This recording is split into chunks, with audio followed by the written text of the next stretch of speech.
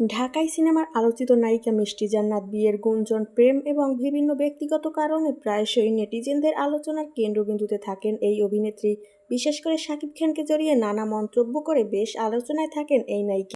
এদিকে শাকিব খানের সঙ্গে দুই নায়িকার সিনেমায় কাজ না করার ব্যাপারে নিজের অবস্থান স্পষ্ট করেছেন মিষ্টি জান্নাত। জানিয়েছেন যে সিনেমায় দুই বা তার বেশি সংখ্যক নায়িকা থাকবে সেই সিনেমায় তিনি অভিনয় করতে আগ্রহী নন। সম্প্রতি গণমাধ্যমের মুখোমুখি হয়ে মিষ্টি জান্নাত জানান, শাকিব খানের সঙ্গে তার কাজের গুঞ্জন যেহেতু উঠেছে তাই কিছু একটা অবশ্যই দর্শকদের দেখতে পাওয়ার সম্ভাবনা রয়েছে। তবে তিনি শর্ত জুড়ে দেন যে তিনি কোনোভাবেই একাধিক নায়িকা নিয়ে নির্মিত সিনেমায় কাজ করবেন না। মিষ্টি জান্নাত বলেন, আমি কোনো দুই নায়িকার সাথে ছবি করব না, এটা শাকিব খানকে আমি অলওয়েজ বলে দিয়েছি। আমি 16 হইলে ওর সাথে কাজ করব, কারণ আমার ওই যে লাইক দুই নায়িকা এক নায়িকা ওরকম ছবি আমি করতে চাই না। আর গুঞ্জন যেহেতু উঠেছে সেহেতু অবশ্যই কিছু দেখতে পাবেন।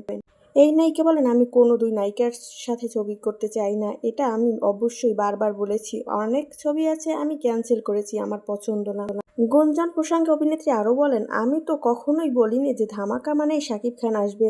আপনারা বানিয়েছেন। ধামাকা মানে যে শাকিব খানের সাথেই আমার সিনেমা আসবে এরকম কিছুই নয়। তবে কাজের ক্ষেত্রে এই নায়িকা যে কোনো প্রযোজকের সাথে অনুরোধ করে সুযোগ নিতে চান না, সে বিষয়টিও স্পষ্ট করেছেন তিনি আরও বলেন, আমি রিকোয়েস্ট করে কোনো ছবি করব ওই লেভেলে আসলে আমি যাই নাই। প্রসঙ্গত 2014 সালে লাভ স্টেশনে সিনেমার মাধ্যমে টলিউডে অভিষেক হয় মিষ্টির।